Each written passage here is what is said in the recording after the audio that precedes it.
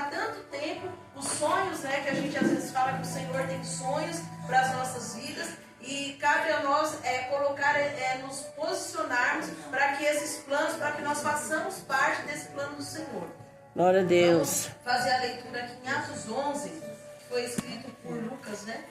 Atos 11, ele é bem extenso aqui o livro de Atos, aqui em especial 11, tem 30 versículos, mas eu quero enfatizar aqui a partir do 19, né, que o Evangelho é pregado aos gentios em Antioquia. Por esses dias eu tive a oportunidade de ouvir uma amiga missionária que eu não via há muito tempo, né, que ela está servindo ao Senhor exatamente nessa região da Antioquia. Fiquei muito feliz de ver essa amiga pregadora num evento pregando. Já tinha alguns anos que eu não tinha notícias dela, né, e o Senhor usou ela poderosamente para dar contar algumas experiências sobre a vida missionária dela ali naquele lugar, né? E eu quero convidar os irmãos para nós lermos aqui sobre a vida de Paulo, né? O apóstolo Paulo, quando estava nessa região da Antioquia, bem no início da sua trajetória ministerial, antes, né? Um pouco depois que ele foi encontrado por Jesus ali no caminho de Tarsis, ele foi levado para essa região junto com Barnabé.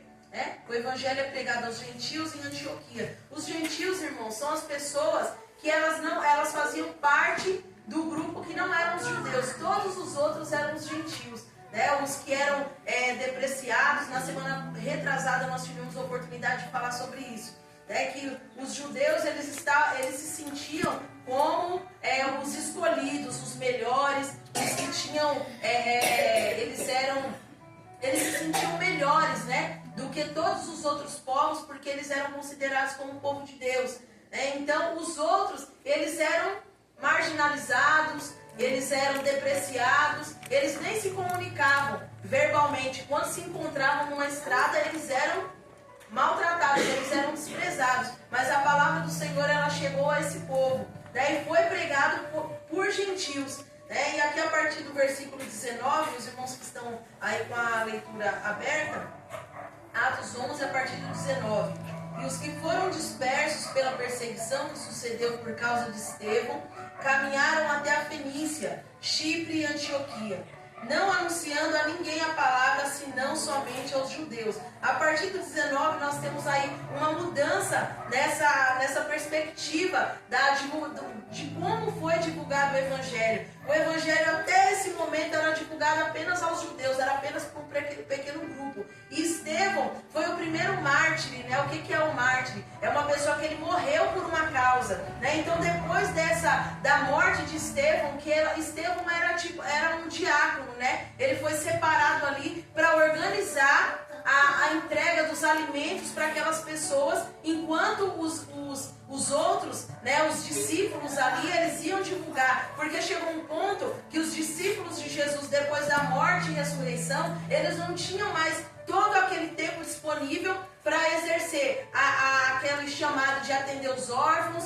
as viúvas, e levar alimento para aquelas pessoas e também levar a palavra. Então foram separadas algumas pessoas que já estavam, né, Estevão, segundo a palavra, ele já fazia parte daquele grupo que estava ali assessorando os discípulos. Ele não foi uma pessoa que começou o trabalho, vem você, não. Ele já estava ali no meio, já estava circulando ali para o quê? Para distribuir alimentos. Ele só foi designado, olha, a partir de hoje a sua responsabilidade é essa. Só que ele já estava exercendo essa disciplina, né? Então, depois que ele foi ali apedrejado por amor ao Evangelho, seguiu-se, né? E havia entre eles alguns varões discípulos e cirenses, os quais estavam entrando em Antioquia, falaram aos gregos, anunciando ao Senhor Jesus. Os gregos, eles não alcançavam, eles não tinham sido levado o Evangelho para aquele povo da Grécia. E a mão do Senhor era com eles, e grande número creu e se converteu ao Senhor.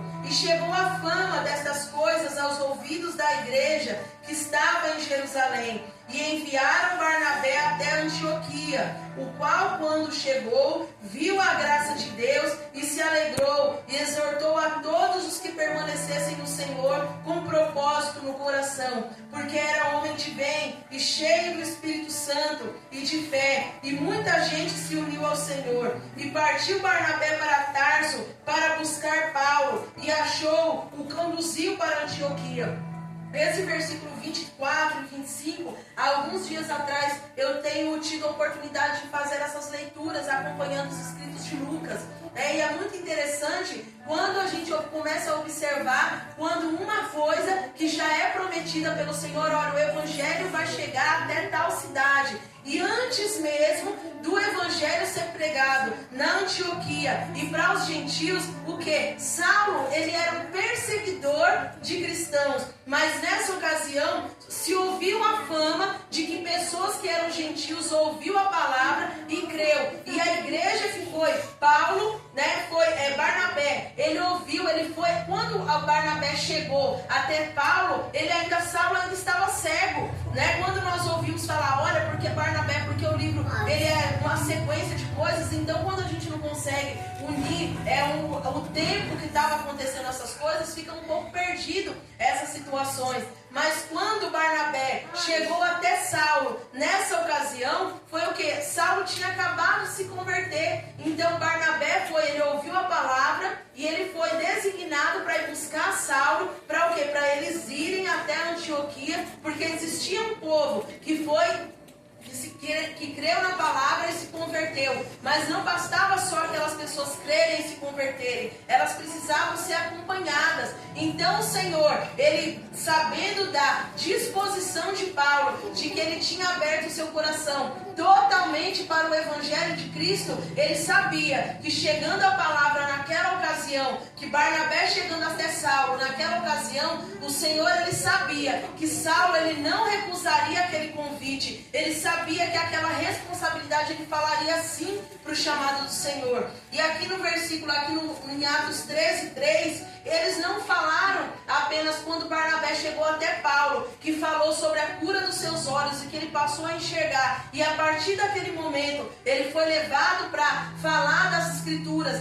falar da vida de Jesus, da morte e ressurreição e da palavra dos cristãos, a partir do versículo 13, Atos 13, a partir de 13:3, Vamos ler o 1, 2 e 3. Na igreja que estava em Antioquia, havia alguns profetas e doutores, a saber, Barnabé e Simeão, chamado Niger, Lúcio, Cirineu e Manaém, que creram, e o Tétraca e Saulo, e servindo eles ao Senhor e jejuando, disse o Espírito Santo: aparta-me Barnabé e Saulo para a obra que os tenho chamado.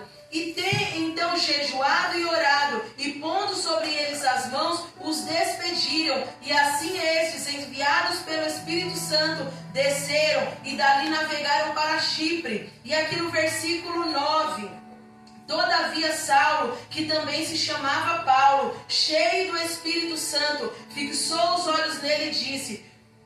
E todas essas coisas, a partir do versículo 10, 11 e 12, são sequências do que iria acontecendo com Paulo e Barnabé naquela cidade. Quando eu quero chamar os irmãos, nesse momento, quando a gente ouve, essas passagens, nossa, mas são tantas histórias, tantos nomes, tantas cidades, às vezes a gente não consegue nem vincular um nome a uma pessoa, a uma cidade, a uma situação. Nessa situação aqui, eu quero trazer os irmãos para um posicionamento aqui nessa tarde. Quando Barnabé ele chegou naquela cidade, que ele estava acostumado apenas a ver judeus cultuando, judeus ouvindo a palavra, e ele viu pessoas brancas, ele viu pessoas negras, ele viu pessoas de outras culturas, pessoas com outras formas de se posicionar, pessoas com outras formas de se vestir. Ele glorificou ao Senhor, porque era uma igreja multicultural, Essa semana eu ouvi bastante sobre essa palavra em algumas pregações,